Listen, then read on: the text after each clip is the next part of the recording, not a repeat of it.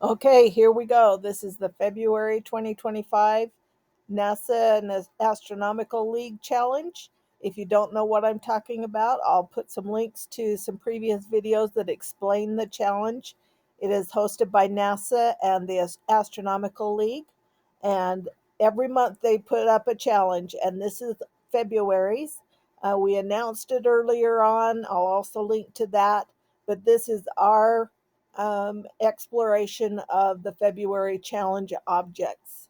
So I think the easiest way, and it's made it super easy with the new plan mode with the Sea Star app.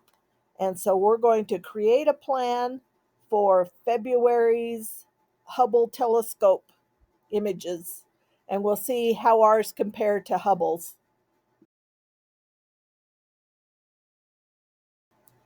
So this picture here is us creating a plan in the Sea Star app. I've done several videos about creating a plan, and you probably have some experience doing it yourself.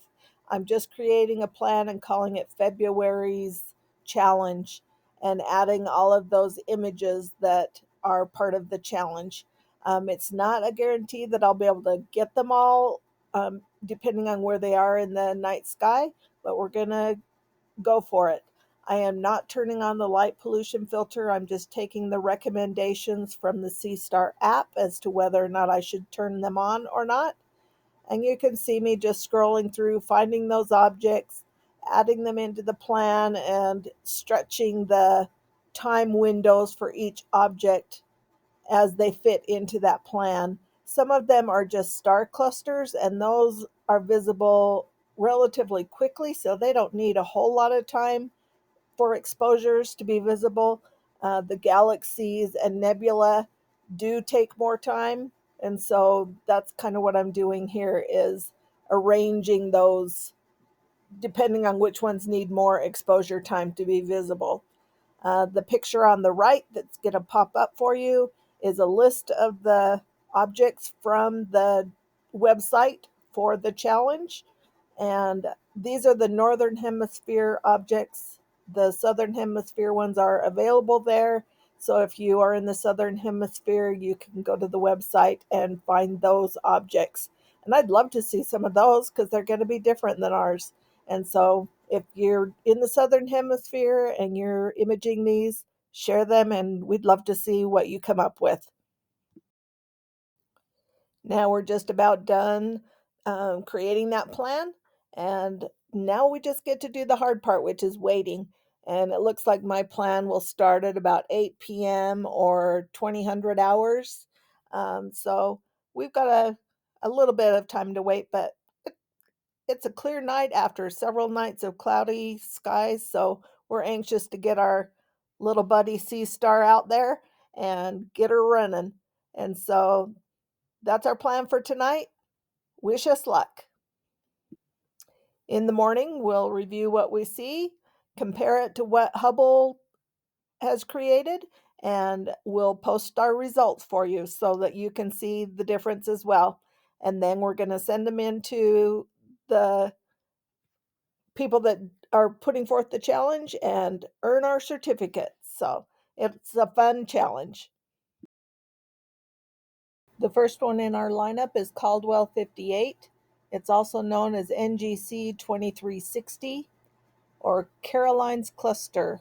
It was discovered by and named after the German astronomer Caroline Herschel in 1783. The younger sister of famed astronomer William Herschel, Caroline was the first woman to win the prestigious gold medal of the Royal Astronomical Society. She earned this award for her work verifying her brother's astronomical observations and compiling a catalog of nebulae.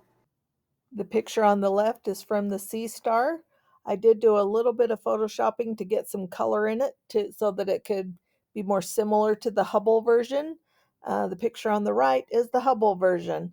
Of course, they're different. The Hubble is a $1 billion equipment, and ours is a $500 equipment.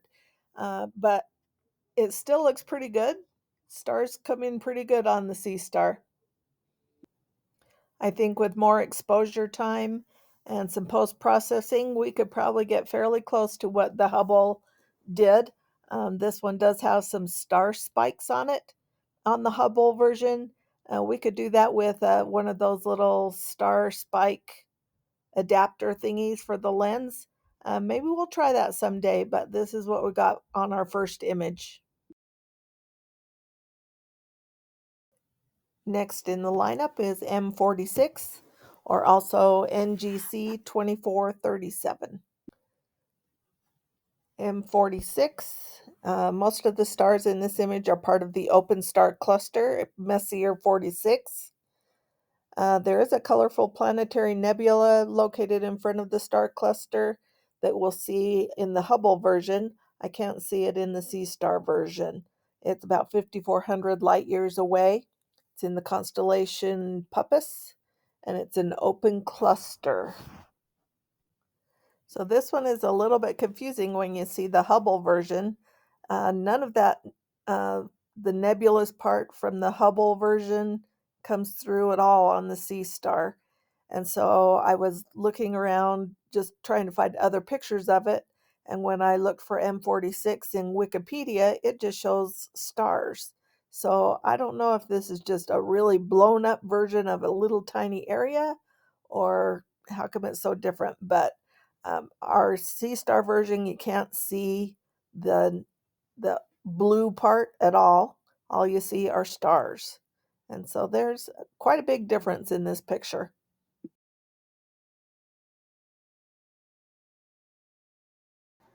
Okay, this is the Wikipedia picture.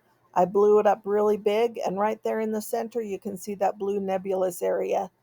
And so I thought that because it's so small, I better do another look at the C star version. And so I used my phone and stretched that picture out and tried to see what I could see in the C star version, see if I could find anything even similar to this.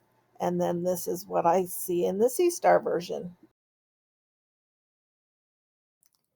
Oh, wait a minute, I found it, I found it. This is off of the C star, and I just blew up the image super big, and there's that nebulous part. It's really hard to see. It would take a lot of exposures for it to really come through, but maybe that's something we will put on our to-do list because that one looks pretty neat.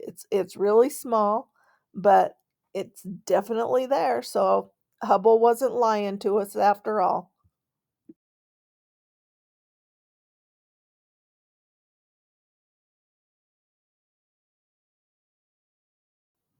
Okay, the next one is Caldwell 39 or NGC 2392. This nebula began forming about 10,000 years ago when a dying star began flinging material into space. When sun like stars exhaust their nuclear fuel, they become unstable and expand as they blast their outer layers of gas away into space. Hubble's image of Caldwell 39 shows a snapshot of that unworldly process, captured with the Wide Field and Planetary Camera 2 just a couple weeks after a successful Hubble missions of servicing in December of 1999. All right, so this is what came off of the C star. We got 20 minutes of saved exposures, and you can see that we had a lot of light coming in on this one, so it must have gone down behind close to a house or something. So I did zoom in pretty far. You can see it's just a little pinprick of light, but the image that I'm going to put up now is it shows it, but I can see that the difference is that ours came out with a blue nebulous area. In the one from Hubble came up with an orange. And so they are different that way, but at least we were able to capture it. It was just so tiny. I had to zoom in really far to get to it, so it's pretty grainy. But we were able to capture this one and actually see the middle where the star exploded. So that was pretty exciting. Perhaps with a different filter, we would get that orange hue like Hubble did. But ours is definitely tiny and harder to image. And it looks like the Hubble one got closer or just is a stronger telescope. So that was interesting. Caldwell 25 is also known as NGC 2419. It is dubbed the Intergalactic Wanderer. Is different than some of the other Milky Way's um, galactic clusters. Unlike most globular clusters, which are huge spherical clouds of old stars believed to be among the oldest in the galaxy, Caldwell 25 may not be from our galaxy at all. Um, Scientists have surmised that the cluster may be part of the remains of a small galaxy that was captured and disrupted by the Milky Way. We were able to capture about 42 minutes worth of exposures, but we did have a lot of light coming in. I was barely able to see this, so I did use Photoshop and crop it down to the little part where it is and zoom it out so it's pretty fuzzy.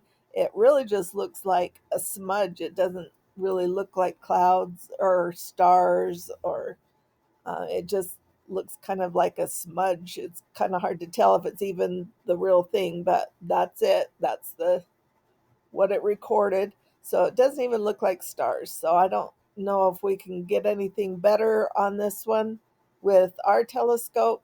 You know, Hubble has the advantage it doesn't have our atmosphere to deal with, and it can get a lot closer. Plus, it's a lot better telescope than what we're using. But this is Caldwell 25. And here's a look of what Hubble tells us that it looks like, and we'll have to take their word for it. Ours, it just is so far away and so small that it just looks all blurred together. So this one we really couldn't get a great picture of. I don't even think more exposure time would help on this one. But that's an interesting one. A big difference between what Hubble sees and what we are able to see.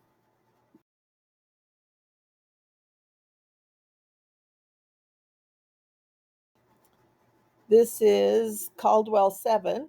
It's also known as NGC 2403. This hazy, steely blue spiral galaxy, molted with pink, flower like gaseous regions and granular filaments of dark dust, is Caldwell 7. The galaxy's pinkish, glowing clouds are the energetic birthplace of stars known as H2 regions. In this vast, hot areas of ionized hydrogen, the charged gas can form thousands of stars over a couple million years, with each hot newborn star emitting ultraviolet light, further ionizing the surrounding hydrogen. Our attempt at imaging this item was a flop. It didn't find it even one exposure, and I devoted a lot of time to it, and so it must have gone down behind the houses. I'll have to check its location and maybe move my telescope somewhere else and try and get it tonight. But we were unable to image this one, so we can't really compare either. But this one is a pretty one. We'll hopefully get it tonight. Okay, we figured out the problem. All of the other images were in the southern sky, and this one was in the northern sky, and we should have seen that when we created our plan, but I missed it. So tonight we were able to image this one and get a pretty good image of it. Of course, our exposures are pretty short exposures, and the Hubble image is definitely prettier.